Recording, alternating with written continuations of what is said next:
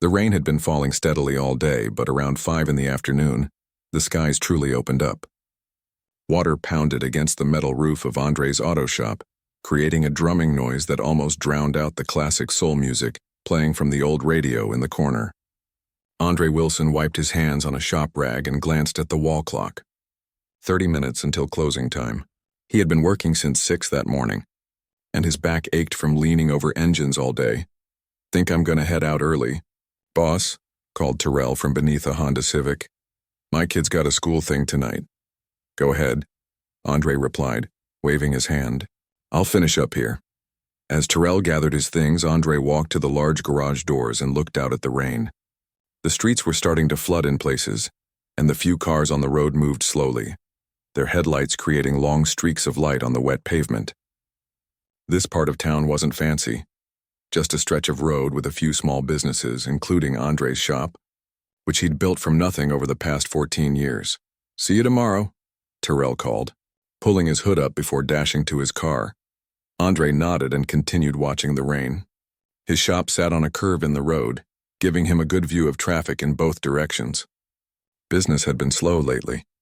The big chain auto shops had opened about 20 minutes away, offering flashy waiting rooms with free coffee and Wi-Fi. Andre couldn't compete with that. All he had was knowledge, experience, and honesty. Unfortunately, those things didn't always pay the bills. He was about to turn away when he noticed headlights flashing about 100 yards down the road. A car had pulled onto the shoulder and stopped. For a moment, nothing happened. Then, the driver's door opened and a figure stepped out into the downpour. Even from this distance, Andre could tell it was a woman, and she was looking down at one of her tires. Andre sighed. He was tired. His joints ached. His wife Lucille would have dinner waiting, and he had promised to help his teenage son with a science project tonight. But he had been raised by a mother who believed in helping others no matter what.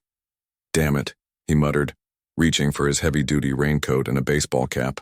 He grabbed his portable toolbox and emergency flashlight, then headed out into the storm. The rain hit him like 1,000 tiny fists, soaking through his jeans almost immediately. The wind had picked up too, sending sheets of water sideways. Andre trudged down the road, his work boots splashing through puddles. As he got closer, he could see the woman more clearly. She wore what looked like an expensive coat, but it wasn't meant for weather like this. Her hair was plastered to her head, and she was trying to make a call on her cell phone while keeping it somewhat dry. "Need some help?" Andre called when he was about 20 feet away, not wanting to startle her. The woman turned, relief washing over her face. "Oh, thank goodness." "My tire blew out, and roadside assistance said it would be at least 2 hours in this weather." As Andre approached, he saw that she was standing beside a sleek black Audi. The front passenger side tire was completely flat. He also noticed that despite being soaked and stranded, the woman carried herself with a quiet dignity. Her clothes, though now drenched, were clearly expensive, and a subtle gold necklace gleamed at her throat. "I'm Andre Wilson.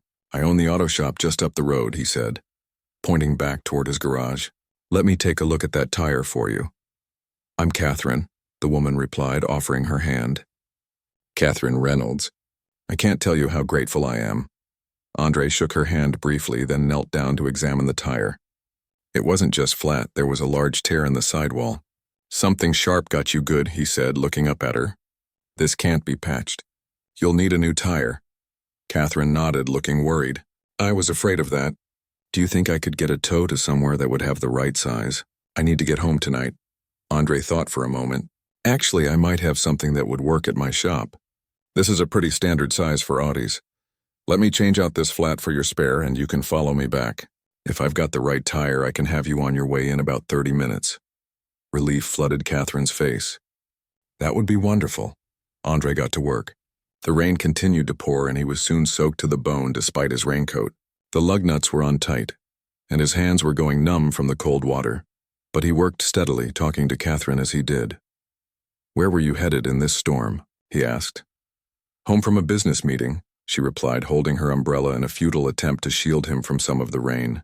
"I'm a consultant for several companies downtown. I should have canceled when I saw the weather forecast, but it was an important client." Andre nodded, grunting as he finally loosened a particularly stubborn lug nut. "What kind of consulting do you do?" "Financial restructuring mainly," Catherine said. Companies call me when they need to reorganize or cut costs without damaging the core business. Andre couldn't help but chuckle. Sounds like what I've been trying to figure out for my shop these past few months. Catherine looked at him with interest. Oh, business slow? The big chains are taking a bite, Andre admitted, not sure why he was sharing his troubles with this stranger. They can order parts in bulk, offer all kinds of amenities. Hard for a small place like mine to keep up.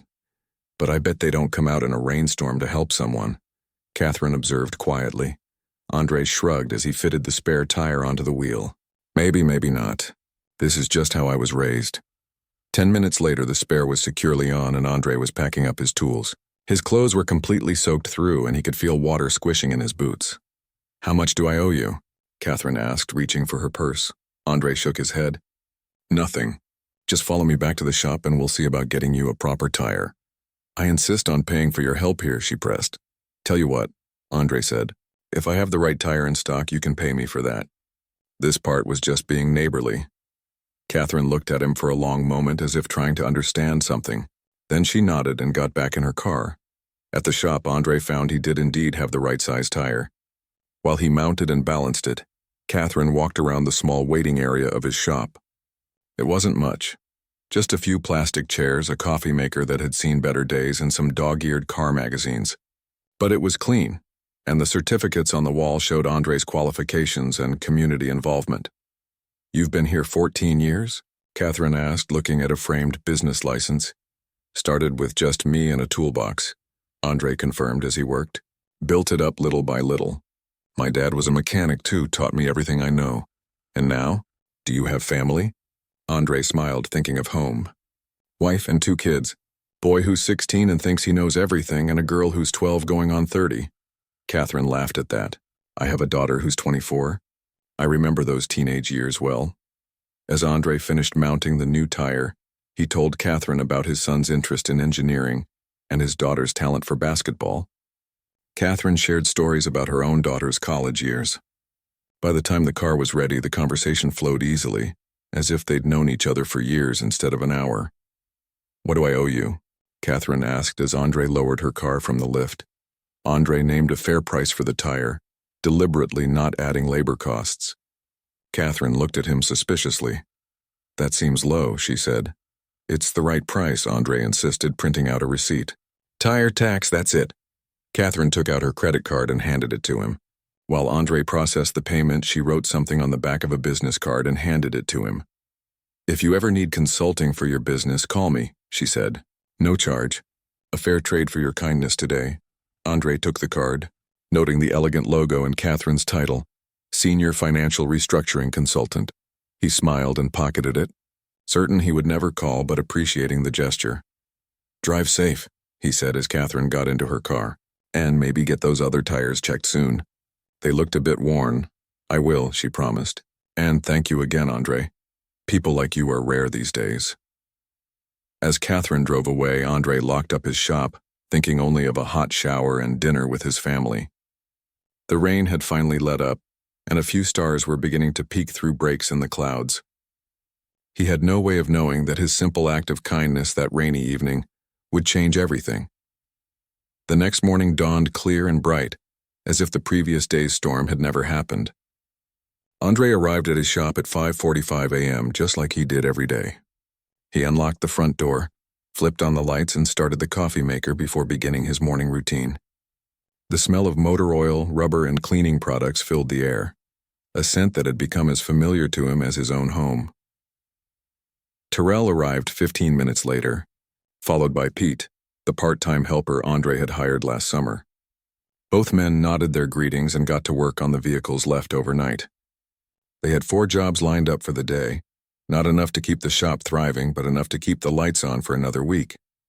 How was that school thing for your boy? Andre asked Terrell as they worked side by side on a transmission problem. Science fair, Terrell replied, reaching for a wrench. He made some kind of volcano. D. Didn't win, but he had fun. Thanks for letting me duck out early. Andre nodded. Family always came first in his book. His own father had missed too many school events because of work, and Andre had promised himself he wouldn't make the same mistake with his kids. Around noon, The bell above the shop door jingled.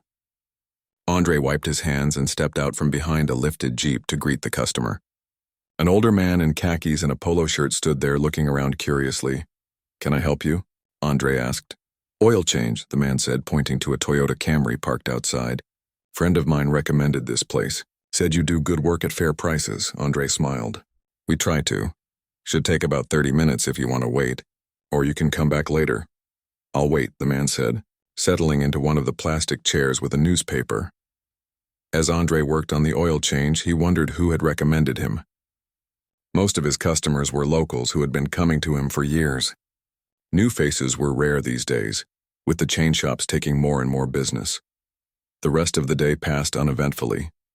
Andre stayed late to finish paperwork, a task he hated but couldn't afford to pay someone else to do.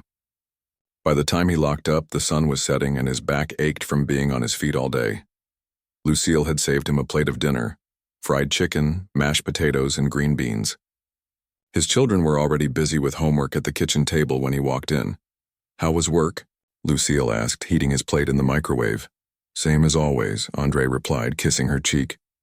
"Though we did get one new customer. Someone recommended us?" "That's good," Lucille said, but her tone was worried. They both knew the shop was struggling. Last month, they'd had to dip into their savings to make the mortgage payment. After dinner, Andre helped his son Michael with his physics homework, then played a quick card game with his daughter Tanya before she went to bed. These small moments with his family were what kept him going through the long work days. Later, as he and Lucille were getting ready for bed, he remembered the business card the woman in the rain had given him. He dug through his wallet until he found it. "Catherine Reynolds," he read aloud. "Financial restructuring consultant, who's that?" Lucille asked, applying moisturizer to her face. "Just a customer from yesterday. Got caught in the rain with a flat tire. She offered free business advice." Andre set the card on his nightstand, not sure why he was keeping it. "Maybe you should call her," Lucille suggested. The shop could use some fresh ideas. Andre shook his head. "What would someone like that know about running an auto shop? She probably deals with big corporations, not small businesses like mine." Lucille gave him a look he knew well, part exasperation, part fondness. "Your pride is going to be the death of you, Andre Wilson. Sometimes it's okay to ask for help." Andre just grunted and turned out the light, but he didn't throw the card away. Saturday was always their busiest day, with people dropping off vehicles for repairs they couldn't get done during the work week. Andre and his small team moved efficiently from job to job, the radio playing old R&B hits in the background. Around midday, another new customer appeared, a young woman who needed her brakes replaced. When Andre asked how she'd heard of the shop, she mentioned a co-worker had recommended him highly. That made 2 new customers in 2 days, a small victory, but Andre would take it. By closing time, they had completed 12 jobs, a good day by recent standards. As Terrell and Pete cleaned up, Andre allowed himself a small smile. Maybe things were looking up. Sunday was family day. They went to church in the morning, then had lunch at Lucille's mother's house. In the afternoon, Andre took Michael to the local basketball court while Lucille and Tanya visited a friend who had just had a baby. At the court, Andre watched his son play with the neighborhood kids. Michael was tall for his age, with quick hands and good instincts. He had dreams of a college scholarship, and Andre prayed he would get it. College tuition wasn't something they could easily afford. "Your boy's got game," said a man standing nearby, watching his own son play. "Thanks," Andre replied. "He works at it." "You're the mechanic, right? Over on Maple Street?" the man asked. Andre nodded, surprised to be recognized. "Heard good things about your shop," the man continued. "My buddy got his car fixed there last week. Said you didn't try to upsell him on stuff he didn't need." "Just try to be honest," Andre said with a shrug. "That's rare these days," the man replied. "Might bring my truck by next week." "Been making a funny noise." Andre handed him a business card, feeling a small spark of hope. Word of mouth was still the best advertising. That night, as Andre laid out his clothes for Monday, Lucille brought up the business consultant again. "I really think you should call her," she said. "What's the worst that could happen?" Andre sighed. "The shop's not just struggling because of bad business practices, Lucy. It's the economy, the big chains, the location. Some fancy consultant isn't going to solve those problems." "Maybe not," Lucille conceded. "But she might have ideas we haven't thought of." And she did offer it for free. Andre didn't answer, but he did take another look at Catherine's card before going to sleep. Maybe Lucille was right. What did he have to lose? Monday morning started like any other. Andre arrived early, turned on the lights, started the coffee. But there was a tension in his shoulders, a weight that seemed heavier than usual. The shop had been his father's dream, passed down to him. The thought of failing, of having to close the doors for good, made his stomach churn. He was lost in these thoughts when the sound of a car engine, a powerful, purring engine unlike the usual vehicles that visited his shop, caught his attention. Andre looked up just as two gleaming cars pulled into his small parking lot. Even to someone who worked with cars every day, these vehicles were breathtaking. Two Royces, one silver, one black, their polished surfaces reflecting the morning sunlight like mirrors. Andre stepped outside, wiping his hands on a rag more out of habit than necessity. The silver Rolls stopped directly in front of him, and the driver's door opened. Catherine Reynolds stepped out, looking completely different from the rain-soaked woman he had helped. Today she wore a tailored pantsuit, her hair perfectly styled, confidence radiating from her like heat. "Good morning, Andre," she said with a warm smile. "Morning," he replied, his eyes moving to the second Rolls-Royce, where an older man was now emerging from the back seat. He was tall and distinguished-looking, with silver hair and the kind of posture that spoke of authority. "Allow me to introduce my father," Catherine said, gesturing to the man. "Richard Reynolds." The older man approached and extended his hand. "Mr. Wilson, my daughter has told me a great deal about you." Andre shook his hand, feeling distinctly underdressed in his work clothes. "Nice to meet you, sir." "I believe we have some business to discuss," Richard said, glancing around the modest shop. "Is there somewhere we could talk privately?" Andre nodded, still confused but curious. "My office." "It's not much, but—" "It will do fine," Catherine said, placing a hand on her father's arm. "We don't want to take up too much of your time, Andre, but what we have to propose might be of significant interest to you." Andre led them through the shop, acutely aware of the worn linoleum floor, the faded posters on the walls, the ancient desk chair with duct tape covering a tear in the seat. Whatever these people wanted to discuss, it seemed wildly out of place in his humble surroundings. Yet as he closed the office door behind them, Andre couldn't help but feel a flutter of something he hadn't felt in a long time: hope. Something told him that his life was about to change in ways he couldn't begin to imagine. Andre's office was hardly bigger than a storage closet. A metal desk took up most of the space, with filing cabinets lining one wall and a window that looked out onto the shop floor. He quickly cleared some paperwork from the two folding chairs he kept for customers and offered them to Catherine and her father. "Please sit," he said, suddenly aware of the grease under his fingernails. He took his own seat behind the desk, the chair squeaking under his weight. Richard Reynolds looked around the small office, his eyes taking in the framed certificates on the wall, the family photo on the desk, the stack of unpaid bills partially hidden under a repair manual. "My daughter tells me you helped her during that terrible storm the other night," Richard began, his voice deep and measured. Andre nodded. "Just changed a tire. Anyone would have done the same." "I disagree," Richard said, leaning forward slightly. Catherine waited over an hour for roadside assistance that never came. 3 cars passed by without stopping. You were the only one who came to help, and you refused payment for your time?" Andre shifted uncomfortably. He wasn't used to being praised for doing what he considered basic human decency. "That kind of integrity is rare," Richard continued, "which is why I'm here today." Catherine opened her designer handbag and pulled out a slim folder. "My father owns Reynolds Luxury Auto Collections," she explained, sliding the folder across the desk to Andre. Andre opened it and found glossy photos of what looked like a museum of cars: Bentleys, Aston Martins, vintage Ferraris, and at least a dozen Rolls-Royces, all displayed in a space that resembled an art gallery more than a garage. "I've been collecting fine automobiles for 40 years, Richard said, a hint of pride in his voice. "I currently have 37 vehicles in my collection, each one requiring specialized care and maintenance." Andre looked up from the photos. "They're beautiful cars, sir, but I'm not sure what this has to do with me." Richard smiled slightly. "Until recently, I employed a full-time mechanic to maintain my collection. He retired last month after 20 years of service.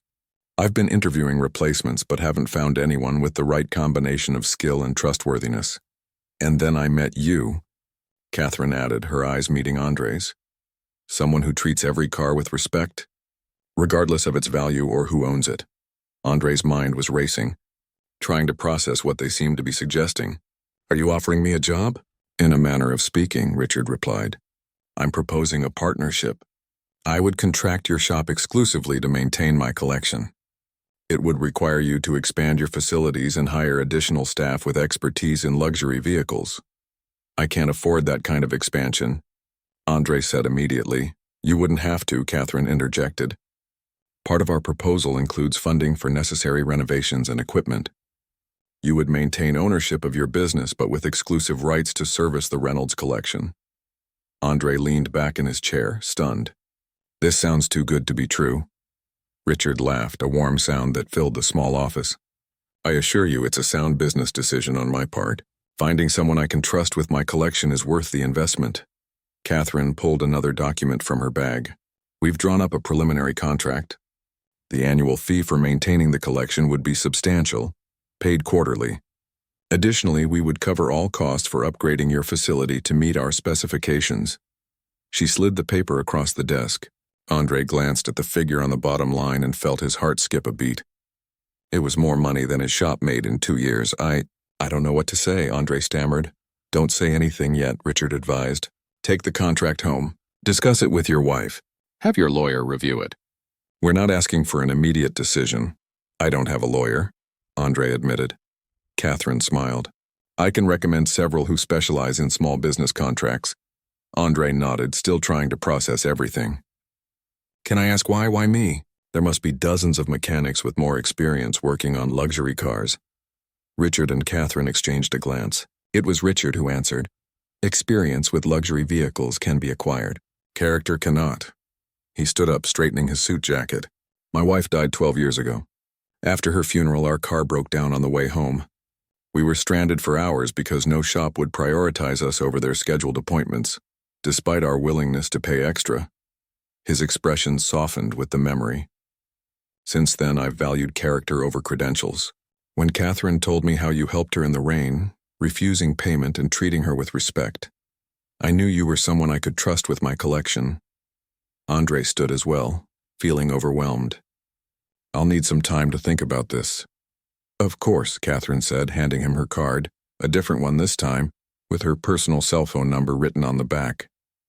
Call me when you've made a decision or if you have any questions.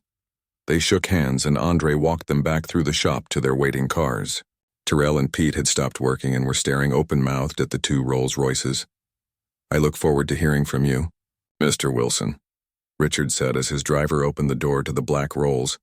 Thank you for the opportunity. Sir, Andre replied, still not entirely convinced this wasn't some elaborate dream. As the 2 luxury cars pulled away, Terrell sidled up beside him. What was that all about, boss? Andre shook his head, watching until the cars disappeared around the corner. I'm not entirely sure yet, but I think our luck might be changing. The rest of the day passed in a blur. Andre went through the motions of his work, but his mind kept returning to the contract sitting in his desk drawer. By closing time, he had read it 3 times, and each time the numbers seemed more unbelievable. That evening, after the kids were in bed, Andre spread the contract out on the kitchen table for Lucille to see. This can't be real, she said after reading it. People don't just show up and offer this kind of money. That's what I thought, Andre agreed, pacing the small kitchen. But I looked up Reynolds' luxury auto collections online. It's legit. The guy's some kind of investment banker who made a fortune and now collects cars as a hobby. Lucille studied the contract again. It says here you'd need to hire at least 2 certified luxury car mechanics. Andre nodded. And buy specialized equipment. Upgrade the shop. It would be a complete overhaul. But they're paying for all of that? According to the contract. Lucille looked up at him, her eyes serious. What's the catch? Andre sat down across from her. That's what I've been trying to figure out all day. Near as I can tell, there isn't one. They want quality work from someone they trust and they're willing to pay for it. All because you helped her change a tire in the rain? Andre shrugged. Apparently her father places a high value on character. Lucille reached across the table and took his hand. As he should. You're the most honest man I know, Andre Wilson. They sat in silence for a moment. both contemplating how their lives might change. If we do this, Lucille finally said, we could put money away for the kids' college. Maybe even take a real vacation for once. Andre squeezed her hand. We could pay off your mother's medical bills. You could get that back surgery you've been putting off. We could hire enough staff that I could be home for dinner every night. They looked at each other, hope blooming between them like a fragile flower. Call her, Lucille said firmly. Tell her we're interested, but we want our own lawyer to review the contract. Andre raised an eyebrow. Our own lawyer? Lucille grinned. My cousin Carlton, remember? He passed the bar last year. He owes me a favor for catering his wedding. Andre laughed, feeling lighter than he had in months. All right, I'll call Catherine tomorrow. That night, Andre lay awake long after Lucille had fallen asleep. His mind was racing with possibilities, plans, dreams that had long been set aside now resurfacing. He thought about his father, who had taught him to work with his hands and to always do honest work. He wondered what the old man would think of this opportunity. Just before sleep finally claimed him, Andre realized something. For the first time in years, he was thinking about the future with excitement instead of dread. Whatever came of this offer, that change alone felt like a gift. The next morning, Andre arrived at the shop earlier than usual. He wanted some quiet time to organize his thoughts before calling Catherine. The sun was just starting to rise as he unlocked the door, casting long shadows across the parking lot. To his surprise, Terrell was already there, leaning against his car. Everything okay? Andre asked as he approached. Terrell straightened up, looking nervous. Need to talk to you about something, boss. Andre nodded, unlocking the door and flipping on the lights. Come on in. Coffee's not made yet, but I can fix that. As they entered the shop, Andre had no idea that what Terrell was about to tell him would complicate his decision in ways he couldn't imagine, adding another twist to a story that had already taken an unexpected turn. Andre busied himself with the coffee maker, while Terrell sat at the small break table fidgeting with a paper napkin. Something was clearly bothering the younger man, and Andre gave him time to gather his thoughts. So what's on your mind? Andre finally asked, placing a steaming mug in front of Terrell and taking a seat across from him. Terrell wrapped his hands around the mug, but didn't drink. I got a job offer yesterday, he said, not meeting Andre's eyes. From Citywide Auto. Andre felt a pang of disappointment but kept his expression neutral. Citywide was one of the big chain shops that had been pulling business away from smaller operations like his. Better pay? Andre asked, though he already knew the answer. Terrell nodded. 20% more plus benefits. Health insurance for my kids, paid vacation time. He finally looked up. I wasn't looking to leave, boss. They called me. Said someone recommended me. Andre took a sip of his coffee, using the moment to organize his thoughts. Terrell was his best mechanic, the one he trusted with the most complicated repairs. Losing him would be a blow to the shop. But how could he ask the man to turn down an opportunity like that? When do they want you to start? Andre asked. Next Monday, Terrell replied. But I told them I needed to talk to you first, give you proper notice. You gave me a chance when nobody else would, with my record and all. 5 years ago, Terrell had come to Andre looking for work after serving 18 months for a non-violent offense. Other shops had turned him away, but Andre had seen something in the young man. A willingness to learn, an attention to detail, and most importantly, honesty about his past mistakes. I understand, Andre said, meaning it. You've got a family to think about. Terrell looked relieved but still troubled. What about you, though, with me gone and business already slow? Andre thought about the contract from Richard Reynolds, still sitting on his kitchen table at home. If he accepted the offer, he would need skilled mechanics, maybe even Terrell himself if he could match or beat Citywide's offer. But he hadn't made that decision yet, and it wouldn't be fair to make promises based on an uncertain future. Don't worry about Emily, Andre said with more confidence than he felt. I've been in tighter spots before. Terrell seemed to accept this. They spent the next few minutes discussing the handover of Terrell's current projects and the possibility of training Pete to take on more responsibility. By the time they'd finished their coffee, the sun was fully up, and it was time to open the shop. As Terrell went to work on a brake job, Andre retreated to his office and closed the door. He pulled out his cell phone and Catherine Reynolds' card. It was time to make the call. She answered on the second ring. Catherine Reynolds. Ms. Reynolds, it's Andre Wilson from the auto shop. Andre, yes. I was hoping to hear from you. Have you had a chance to review our proposal? Andre took a deep breath.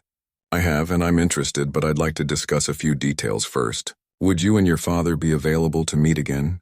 Of course, Catherine replied, sounding pleased. Father has meetings until 3 this afternoon. We could come by your shop after that, if that works for you. That would be fine, Andre said. Also, I was wondering if I could bring my wife, Lucille. She's my partner in the business, even though her name isn't on the papers. Absolutely. We'd be delighted to meet her. After ending the call, Andre sat back in his chair, feeling the weight of the decision ahead. This wasn't just about maintaining fancy cars for a rich collector. It was about the future of his business, his family, and the people who depended on him for their livelihoods. The morning passed quickly, with a steady stream of customers keeping everyone busy. Andre had just finished replacing a water pump when he saw Pete waving to get his attention. Boss, there's someone here asking for you, Pete said, gesturing toward the front of the shop. Says he's from the bank. Andre wiped his hands and made his way to the small waiting area, where a man in a suit stood examining the faded posters on the wall. I'm Andre Wilson, he said, extending his hand. Can I help you? The man turned, offering a practiced smile and a business card. Thomas Grant, Wilson Auto Repairs account manager at First National. I was in the neighborhood and thought I'd stop by to discuss your loan application. Andre frowned slightly. I haven't applied for any loans recently. Thomas looked confused. Our records show you inquired about a business expansion loan last month. Ah, Andre nodded, remembering. That was just an inquiry. I wanted to know what my options might be, but I never submitted a formal application. I see, Thomas said, his smile fading slightly. Well, in any case, I wanted to let you know that, given the current financial climate and your shop's recent performance, the bank would be unlikely to approve such a loan at this time. Andre felt a flash of irritation. The man had come all this way just to tell him he couldn't have money he hadn't even formally asked for. Is there anything else I can help you with? Andre asked, keeping his tone professional despite his annoyance. Thomas glanced around the shop again, taking in the worn equipment and aging infrastructure. If you're serious about expansion, you might consider taking on an investor, or perhaps selling to one of the larger chains. Citywide has been acquiring independent shops in this area. I appreciate the advice, Andre said stiffly, but I'm not interested in selling. After the bank representative left, Andre returned to his work with renewed determination. The timing of the visit seemed almost providential, a reminder of how limited his options would be without the Reynolds offer. At 2:45, Andre closed the shop early, giving Pete the rest of the day off. He called Lucille, who had taken the afternoon off from her job at the hospital billing department to attend the meeting. She arrived looking nervous but excited, wearing the navy blue dress she usually saved for church. How do I look? She asked, smoothing down the fabric. Beautiful, Andre said, meaning it. Even after 20 years of marriage, the sight of her still made his heart beat a little faster. They cleaned up the break room as best they could, with Lucille arranging some store-bought cookies on a plate while Andre made a fresh pot of coffee. It wasn't much, but it was all they had to offer people who probably dined at 5-star restaurants. At precisely 3 o'clock, the now familiar sound of expensive engines announced the arrival of the Reynolds. This time they had brought only one Rolls-Royce, the silver one, and Catherine was driving, with her father in the passenger seat. Andre and Lucille went out to meet them, standing side by side in front of the shop. Mr. Reynolds. Ms. Reynolds, Andre said as they approached. This is my wife, Lucille. Richard took Lucille's hand with old-world courtesy. A pleasure to meet you, Mrs. Wilson. Your husband is a remarkable man. I've always thought so, Lucille replied with a warm smile. They moved inside to the break room, where Richard immediately declined coffee but accepted a cookie, saying his doctor limited his caffeine intake. This small human detail helped ease some of the tension in the room. I understand you have some questions about our proposal, Catherine began, setting her designer handbag on the table and extracting a folder. Andre nodded. First, I want to make sure I understand exactly what you're offering. You want my shop to exclusively service your car collection, and in return, you'll pay for renovations and new equipment, plus an annual fee for maintenance? That's correct, Richard confirmed. My collection requires specialized care, and I believe your shop with some upgrades would be the perfect place to provide that care. And what happens to my existing customers? Andre asked. Some of them have been coming to me for years. Richard and Catherine exchanged a glance. We had assumed you would focus solely on our collection, Richard said. However, I understand your loyalty to long-term customers. Perhaps we could work out an arrangement where you continue to service a limited number of regular clients. Lucille leaned forward slightly. And the shop would remain in our name? We'd maintain ownership? Absolutely, Catherine assured her. This is a service contract, not an acquisition. You would remain independent business owners. Andre took Lucille's hand under the table. There's one more thing. My best mechanic just received a job offer from one of the chain shops. Better pay, benefits. I can't match it right now, but if we go forward with this deal, we'd expect you to assemble the best team possible, Richard said, nodding. The contract includes funding for competitive salaries and benefits for your staff. Quality work requires quality people, and quality people deserve to be compensated fairly. For the next hour, they discussed details, the scope of the renovations, the timeline for implementation, the specific requirements for servicing the luxury vehicles. Lucille asked pointed questions about the financial arrangements, impressing both Richard and Catherine with her business acumen. By the end of the meeting, Andre felt a growing sense of certainty. This wasn't too good to be true. It was a business arrangement that benefited both parties. Richard needed someone he could trust with his valuable collection, and Andre needed a path forward for his struggling shop. As the meeting wound down, Richard pulled a small box from his jacket pocket and placed it on the table. There's one more thing, he said, pushing the box toward Andre. A token of good faith.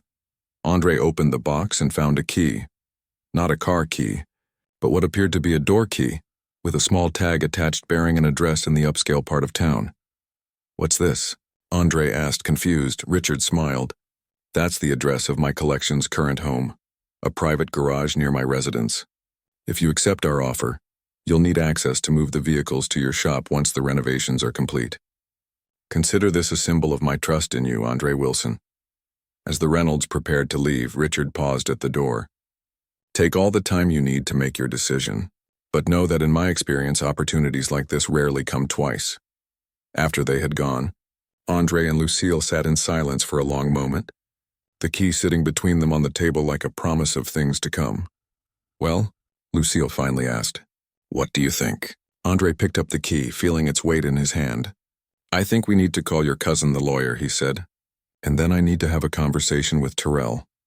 Outside, storm clouds were gathering again, much like the night when Andre had helped a stranded motorist in the rain. But this time, instead of dread, the approaching storm filled him with a sense of anticipation. Sometimes, he realized, the darkest clouds brought the most unexpected blessings.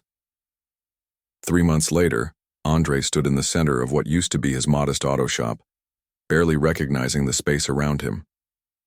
The transformation was nothing short of remarkable. The old concrete floor had been replaced with polished epoxy that gleamed under new LED lighting. The walls, once covered in faded posters and calendars, were now a clean white with elegant gray trim. Where there had been a single hydraulic lift, there were now 4 state-of-the-art systems specifically designed for luxury vehicles. A glass-walled office occupied what had once been the cramped waiting area, and beyond it a comfortable client lounge, featured leather seating and a gourmet coffee station. But perhaps the most impressive addition was the secure storage facility that had been built onto the back of the property, a climate-controlled space with individual bays for each of Richard Reynolds' prized automobiles. Hard to believe it's the same place, isn't it? Said a voice behind him. Andre turned to see Terrell, now H, his shop manager, clipboard in hand as he checked off items on the final inspection list. After hearing about the Reynolds contract, Terrell had turned down the citywide offer and stayed on, bringing with him a wealth of knowledge that had proven invaluable during the transition. Sometimes I still expect to wake up and find it was all a dream, Andre admitted. Terrell laughed. Well, if it's a dream, I hope nobody wakes us up. The equipment in this place is better than anything citywide has. Andre nodded, still processing the reality of what had happened. Lucille's cousin Carlton, the newly minted lawyer, had carefully reviewed the contract with them, pointing out a few areas that needed clarification, but ultimately advising them to accept the offer. This is the opportunity of a lifetime, he had said. Just make sure you don't lose yourself in it. Those words had stayed with Andre throughout the renovation process. He had insisted on maintaining relationships with his long-term customers, setting aside specific hours each week for their vehicles alongside the Reynolds collection. It meant longer days sometimes, but it felt right, honoring his past while embracing this unexpected future. The team from the certification board just left, Terrell reported. They're processing our luxury vehicle service certification. Should be official by the end of the week. And the new hires? Andre asked, starting Monday. Both have experience with high-end vehicles, and they seem like good guys. Not too fancy, if you know what I mean. Andre did know. He had been worried about bringing in mechanics who might look down on the shop's humble beginnings, or its original clientele. But the two men they had hired, one from a dealership across town, the other recently relocated from the city, had impressed him with their skill and their lack of pretension. What time are the Reynolds coming? Terrell asked, checking his watch. 4 o'clock, Andre replied, feeling a flutter of nerves. Today was the official unveiling of the renovated shop, and Richard had mentioned bringing some special guests to mark the occasion. Better get cleaned up then, Terrell said with a grin. Can't meet fancy folks looking like you've been working for a living. Andre chuckled and headed to the new employee locker room, complete with showers. Another upgrade that still felt strange but welcome after a long day's work. At home, Lucille had laid out his new clothes, a crisp button-down shirt and dress pants that she had insisted on buying for him. You're a businessman now, she had said. You should look the part sometimes. As Andre changed, he thought about how much else had changed in these past 3 months. They had paid off Lucille's mother's medical bills. Michael had been accepted to a prestigious engineering program, with tuition no longer a concern. Tanya's basketball team had new uniforms, courtesy of their first community give-back initiative as a newly profitable business. But some things remained reassuringly the same. They still lived in the same house, though they had finally fixed the leaky roof and updated the ancient furnace. They still went to the same church on Sundays, where Andre now contributed more generously to the collection plate, but otherwise kept a low profile. And they still gathered around the dinner table each night, sharing stories and dreams just as they always had. At 3:30, Andre returned to the shop, where Lucille was waiting in a simple but elegant dress, her hair freshly done. Pete was there too, now a full-time employee with benefits, looking uncomfortable but proud in a new uniform bearing the shop's redesigned logo, Wilson Precision Auto, excellence in every detail. Nervous? Lucille asked, straightening Andre's collar. A little, he admitted. It's a lot of attention. You deserve it, she said firmly. All of this happened because you stopped to help someone in the rain. That's who you are, Andre Wilson, and no amount of success is going to change that. He was about to respond when the sound of approaching vehicles caught their attention, through the large front windows. They could see not just the expected Rolls-Royces, but a procession of luxury cars, Bentleys, Aston Martins, even a classic Ferrari, all turning into the newly expanded parking lot. Looks like Mr. Reynolds brought some friends, Pete said, wide-eyed. Andre took a deep breath and stepped outside, Lucille at his side as the parade of remarkable automobiles came to a stop. Richard emerged from the lead Rolls-Royce, followed by Catherine. From the other vehicles came an assortment of well-dressed men and women, all looking around with evident curiosity. Andre, Richard called, approaching with his hand extended. The place looks magnificent. Thank you, sir, Andre replied, shaking his hand. We're pretty proud of how it turned out. As you should be, Richard said warmly. He turned to the assembled group. Ladies and gentlemen, I'd like you to meet Andre Wilson, the finest mechanic I've ever had the pleasure of knowing, and his wife, Lucille.